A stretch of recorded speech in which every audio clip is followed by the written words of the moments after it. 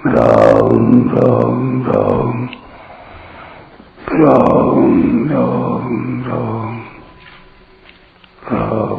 राम राम नारायण नारायण। इंद्रियार्थेषु वैराग्यमनहंकार एव च जन्म मृत्यु जरा व्याधि दुख दोषानुदर्शनम्। इंद्रियों के विषयों में वैराग्य का होना, अहंकार का भी न होना और जन्म मृत्यु वृद्धावस्था तथा व्याधियों में दुख रूप दोषों को बार बार देखना। व्याख्या। इंद्रियार्थेषु वैराग्यम, लोक परलोक के शब्दादि समस्त विषयों में इंद्रियों का खिंचाव न होना ही इंद्रियों के विषय में राग रहित होना है। इंद्रियों का विषयों के साथ संबंध होने पर भी तथा शास्त्र के अनुसार जीवन निर्वाह के लिए इंद्रियों द्वारा विषयों का सेवन करते हुए भी साधक को विषयों में राग आसक्ति प्रियता नहीं होनी चाहिए। उपाय। विषयों में राग होने से ही विषयों की महत्ता दिखती है, संसार में आकर्षण होता है और इसी से ही पाप होते हैं। अगर हमारा विषयों में ही राग रहेगा तो तत्वबोध कैसे होगा? परमात्म तत्व में हमारी स्थिति कैसे होगी? अगर राग का त्याग कर दें तो परमात्मा में स्थिति हो जाएगी। ऐसा विचार करने से विषयों से वैराग्य हो जाता है। दूसरा उपाय।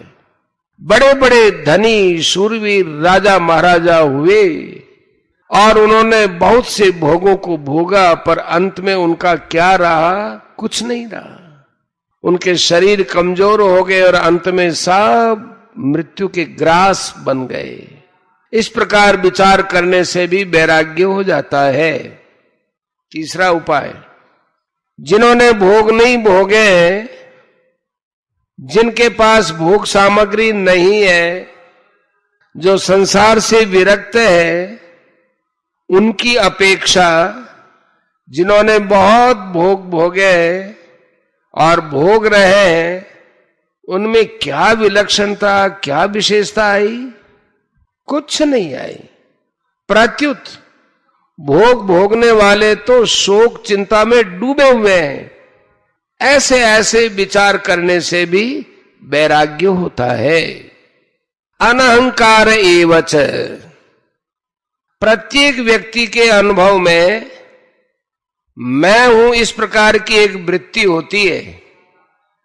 यह वृत्ति शरीर के साथ मिलकर मैं शरीर हूं इस प्रकार एक देशीयता अहंकार उत्पन्न कर देती है। इसी कारण शरीर नाम क्रिया पदार्थ भाव ज्ञान त्याग देश काल आदि के साथ अपना संबंध मानकर जीव ऊंच नीच योनियों में जन्मता मरता रहता है। 13वें अध्याय का 21वां श्लोक। यह अहंकार साधन में प्राय बहुत दूर तक रहता है। यद्यपि इसकी वास्तविक सत्ता नहीं है, फिर भी स्वयं की मान्यता होने के कारण व्यक्तित्व के रूप में इसका भान होता रहता है।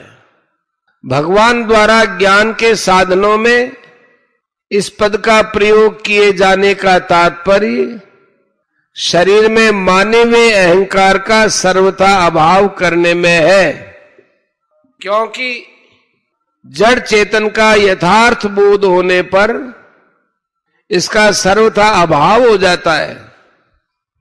मनुष्य मात्र अहंकार रहित हो सकता है। इसलिए भगवान यहां अनहंकार पद से अहंकार का त्याग करने की बात कहते हैं। अभिमान और अहंकार का प्रयोग एक साथ होने पर उनसे अलग अलग भावों का बोध होता है। सांसारिक चीजों के संबंध से अभिमान पैदा होता है। ऐसे ही त्याग, वैराग्य, विद्या आदि को लेकर अपने में विशेषता देखने से भी अभिमान पैदा होता है। शरीर को ही अपना स्वरूप मानने से अहंकार पैदा होता है। यह अहंकार पद से अभिमान और अहंकार दोनों के सर्वथा अभाव का अर्थ लेना चाहिए। मनुष्य को नींद से जागने पर सबसे पहले अहम अर्थात मैं हूं इस वृत्ति का ज्ञान होता है। फिर अमुक शरीर, नाम, जाति, वर्ण, आश्रम आदि का हूं ऐसा अभिमान होता है। यह एक क्रम है। इसी प्रकार पारमार्थिक मार्ग में भी अहंकार के नाश का एक क्रम है। सबसे पहले स्थूल शरीर से संबंधित धनादि पदार्थों का अभिमान मिटता है। फिर कर्मेंद्रियों के संबंध से रहने वाले कर्तृत्वाभिमान का नाश होता है। इसके बाद बुद्धि की प्रधानता से रहने वाला ज्ञातापन का अहंकार मिटता है। अंत में अहम वृत्ति की प्रधानता से जो साक्षीपन का अहंकार होता है वह भी मिट जाता है। तब सर्वत्र परिपूर्ण सच्चिदानंद घन स्वरूप स्वतः रह जाता है। उपाय: अपने में श्रेष्ठता की भावना से ही अभिमान पैदा होता है। अभिमान तभी होता है जब मनुष्य दूसरों की तरफ देखकर ये सोचता है कि वे मेरी अपेक्षा तुच्छ हैं। जैसे गांव भर में एक ही लखपति हो तो दूसरों को देखकर उसको लखपति होने का अभिमान होता है, परंतु अगर दूसरे सभी करोड़पति हो तो उसको अपने लखपति होने का अभिमान नहीं होता। अतः अभिमान रूप दोष को मिटाने के लिए साधक को चाहिए कि वह दूसरों की कमी की तरफ न देखे, प्रत्युत अपनी कमियों की तरफ देखकर उनको दूर करे। उसके मन में ये विचार रहना चाहिए कि तेरे भावे जो करे भलो बुरो संसार, नारायण तू बैठ के अपनो भवन बुहार। एक ही आत्मा जैसे इस शरीर में व्याप्त है ऐसे ही वह अन्य शरीर में भी व्याप्त है, सर्वगत है। दूसरा का 24। परंतु मनुष्य अज्ञान से सर्वव्यापी आत्मा को एक अपने शरीर में ही सीमित मानकर शरीर को मैं मान लेता है। जैसे मनुष्य बैंक में रखे हुए बहुत से रुपयों में से केवल अपने द्वारा जमा किए हुए रुपयों में ही ममता करके उनके साथ अपना संबंध मानकर अपने को धनी मान लेता है, ऐसे ही एक शरीर में मैं शरीर हूं ऐसी अहंता करके वह काल से संबंध मानकर मैं इस समय में हूं, देश से संबंध रखकर मैं यहां हूं, बुद्धि से संबंध मानकर मैं समझदार हूं, वाणी से संबंध मानकर कि मैं वक्ता हूं आदि अहंकार कर लेता है। इस प्रकार के संबंध न मानना ही अहंकार रहित होने का उपाय है।